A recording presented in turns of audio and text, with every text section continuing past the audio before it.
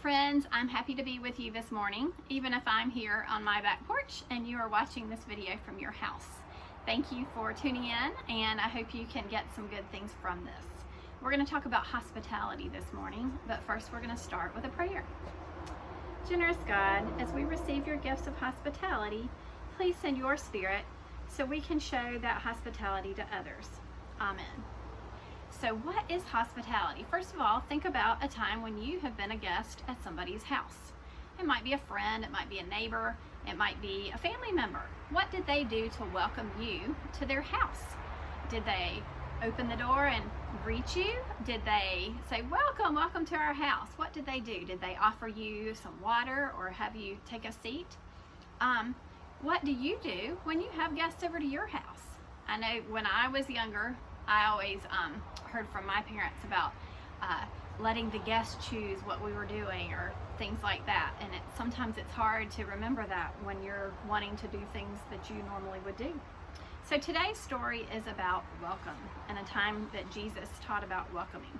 And it comes from Matthew 10. And Matthew, whoops, I just dropped some papers. Matthew 10 Matthew's the first book of the New Testament. So I've opened mine. And this is my Bible that I received from my church in 3rd grade. And you can see I just had a bunch of stuff fall out of it because I just put things in there whenever I like something and keep it there for later. So this is from Matthew 10. And first of all, we're going to look at this picture of Jesus. What do you think he's saying in that picture? And you can just blurt it out because it doesn't matter if you interrupt our lesson today, does it? Look at his body language there. Look at his arms and his face, and look at the people. If you were to join Jesus that day, as you were listening to him talk about welcoming others, where would you go in that picture? Where would you fit? Think about that. So, I'm going to read you a story now, and it comes from our resource sheet 1, which will probably be included on our email, but also it is found in Matthew 10, verses 40 through 42. Jesus looked at his disciples. They were such good friends, and they were learning so much about following him and living in God's way. Jesus knew that one day the disciples would go out to tell the good news on their own. They would need the friendship and help of others to do this. My friends, Jesus said, one day you will go from town to town to tell others about the good news of God's love. Some people will welcome you, but others will not, and that is to be expected. Remember that anyone who welcomes you also welcomes me. Whoever welcomes me also welcomes God. That's a lot to think about. The disciples nodded to each other. They understood what Jesus was saying. Sometimes you will be the ones to welcome others, continued Jesus. When you welcome others, you are welcoming me. Whoever welcomes me also welcomes God. The disciples looked at each other and smiled.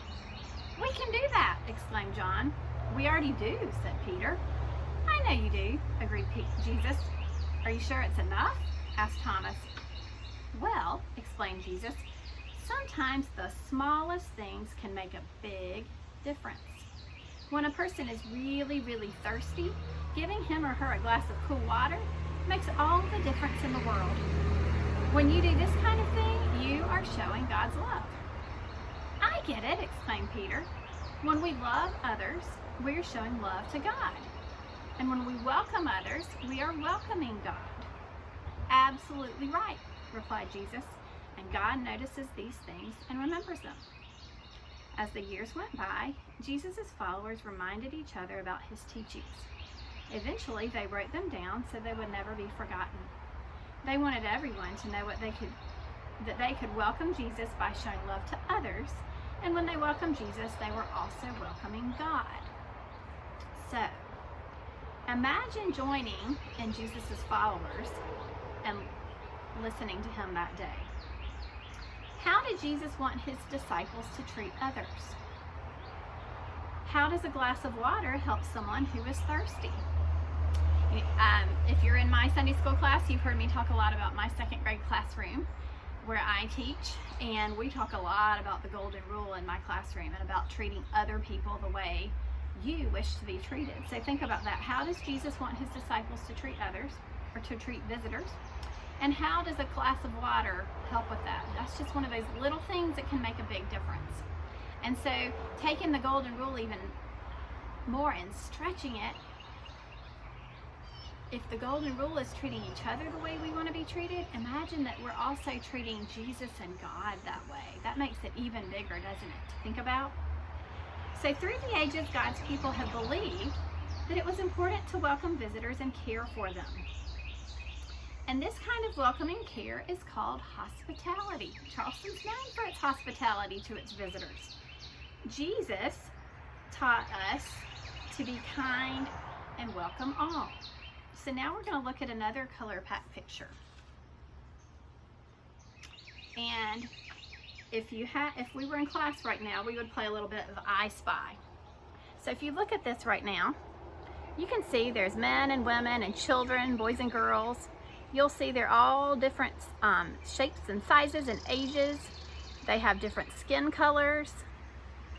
So if we were in class right now, we'd play I Spy, and we'd describe one of the people in the picture, and then we'd talk about what we could do to welcome them and how we could show hospitality to them. So think about how you could do that, okay? And I have another activity here. This will be in your email as well from the church. So parents, if you're interested in this, you can print it out and cut it apart. And I think you could even discuss as a family and make new cards. So this is a role play thing. You can cut this into cards, and it has welcome in Jesus, and it has several different scenarios. For example, your classmate has forgotten his lunch. How do you show hospitality to him? A new family moves in next door. How do you welcome them? A visitor comes to speak to your church. How do you welcome her? So there's all kinds of different scenarios here. And in order to do this activity, you are going to cut the cards apart and place them face down. And you're going to take turns in your family by picking it up and reading it aloud, and discuss how you could welcome and care for the people in that scenario. And again, you can extend it and make your own scenarios and cards if you'd like to. Another activity that's not included in the email, but you could just do on your own, is to make some welcome signs for church. And I haven't checked with Pastor Lissa, but I know that she is always very encouraging of our students from our Sunday school class, giving her things to put on her door for her office. So you could make a sign welcoming somebody to our church. Welcome to Westminster. And what could you put on that sign? You could send a picture of this to Pastor Lissa, I bet. You could send the actual sign to her, or take a picture of the sign and send it to her. And maybe if she got the actual sign, she would be willing to put it on her office door like she does for us after Sunday school. That would be pretty cool. So think of other ways you can show hospitality and be kind to other people. And remember that just a little act sometimes can make a huge difference. So I can't wait to hear what you've come up with, and I hope this sparks some good discussion amongst your family. So we are going to close in prayer. God of stories, thank you for stories that help us discover more about you and what it means to live in the ways of Jesus. Please help us to show hospitality and be welcoming of others. Thank you for all your blessings. Amen. All right, I hope this video finds you well and that you are having a great week and a great weekend, and I hope to see you soon. Thanks for joining me. Bye.